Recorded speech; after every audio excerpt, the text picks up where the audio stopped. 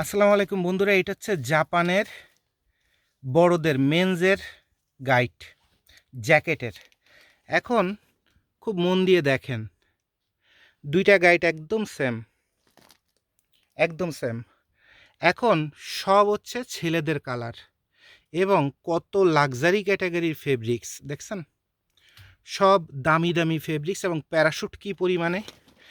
এই মাল হচ্ছে শোরুমে উঠানোর জন্য, যারা শোরুমের জন্য মাল খুঁজেন একটা ফেব্রিক্সের দিকে তাকায় দেখেন। আমি যে বলি জাপানের ফেলে দেওয়া মালও গাড়ি বাংলাদেশে ব্র্যান্ড নিউ গাড়ি। তো জাপান যখন একটা জিনিস কেনে তখন যেমন সারা পৃথিবীর গলার পরে পাড়ায় ধরে তারপরে কোয়ালিটি বের করে নিয়ে যায়, জাপান, ডেনমার্ক, জাপান এরা যেমন কেনার সময় কোয়ালিটি নেয়, আবার যেটা ফেলে দেয় সেটার অবস্থাও যথেষ্ট ভালো থাকে। তো এই মালটা হয়তো বা হতে পারে লেডিস, বাট মেন্সের মাল কী পরিমাণ দেখছেন, ওই আর একটা মাল সম্ভবত লেডিস হতে পারে, বাট জ্যাকেটগুলোর কোয়ালিটি ফেব্রিক্স থেকে শুরু করে সব দেখেন।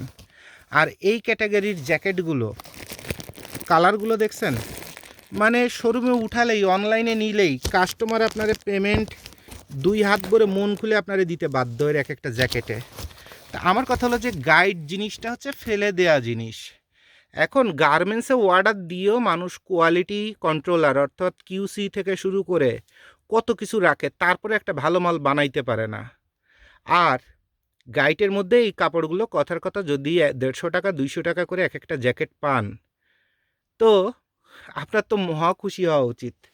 এটা আপনার মহা খুশি হওয়া উচিত। এবং এইগুলো অনলাইনে নিয়ে কিন্তু হিউজ ব্যবসা করা যায়। এরকম বেছে বেছে আপনার চাহিদা অনুযায়ী বেছে বেছে মাল আপনাকে কয়জন দিতে পারবে। আর এরকম হাই কোয়ালিটির মাল খুব অল্প কয় বেল আছে। আপনারা কেউ যদি সামর্থ্য থাকে রিজার্ভ করতে চান, এখনই রিজার্ভ করতে পারেন। 2 দিন পরে মালগুলো 5,000, 7,000, 8,000 টাকা পর্যন্ত দাম বেড়ে যাবে। তো সামর্থ্য থাকলে এখনই রিজার্ভ করতে পারেন, কোনো সমস্যা নেই। যত মাল লাগে আমি আপনাদের সাপ্লাই দিব।